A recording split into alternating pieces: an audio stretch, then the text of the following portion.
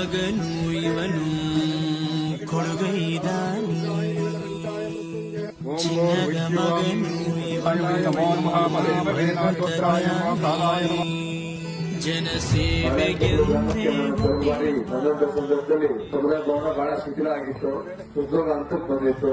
ಆದ್ರಿಂದ ಅದನ್ನ ಹೊಡೆದಾಕಿ ಪುನರ್ ನಿರ್ಮಾಣ ಮಾಡಬೇಕು ಅಂತ ಹೇಳಿ ಏನು ಗ್ರಾಮಸ್ಥರೆಲ್ಲರೂ ಸಹ ಮನವಿಯನ್ನ ಮಾಡಿದ್ರು. ಅದೇ ರೀತಿ ಇವತ್ತು ಒಂದೊಂದು ಸುಸಜ್ಜಿತವಾದಂತಹ ಸಮುದಾಯ ಭವನನ್ನ ನಿರ್ಮಾಣ ಮಾಡಲಿಕ್ಕೆ ನಾವೆಲ್ಲರೂ ಸ್ವಾಮೀಜಿಯವರ ಅಮೃತ ಹಸ್ತಿಯಿಂದ ಇವತ್ತು ಶಂಕುಸ್ಥಾಪನೆಯನ್ನ ಮಾಡಿಸಿದ್ದೀವಿ. ಅದು ಸಂಪೂರ್ಣ ಮಾಡ್ತಕ್ಕಂಥದ್ದು ನಮ್ಮ ಜವಾಬ್ದಾರಿ. ಅದನ್ನ ಸಂಪೂರ್ಣ ಮಾಡ್ತೀವಿ. ಜೊತೆಗೆ ರಸ್ತೆಗೂ ಸಹ ನಾನು 30 ಲಕ್ಷ ರೂಪಾಯಿ ಅನುದಾನ ಸೇರಿಸಿದ್ವಿ. ರಸ್ತೆ ಅನುದಾನ ಇನ್ನೂ ಸ್ವಲ್ಪ ವಿಳಂಬ ಆಗ್ತಾ ಇದೆ, ಬಿಡುಗಡೆ ಆಗಿತ್ತು. ಇವಾಗ 1 ತಿಂಗಳು 2 ತಿಂಗಳು ಹಾಗೆ ಆಗುತ್ತದೆ. ಬರ್ತಕ್ಕಂಥ ಅನುದಾನ ಬಹಳ ಕಡಿಮೆ.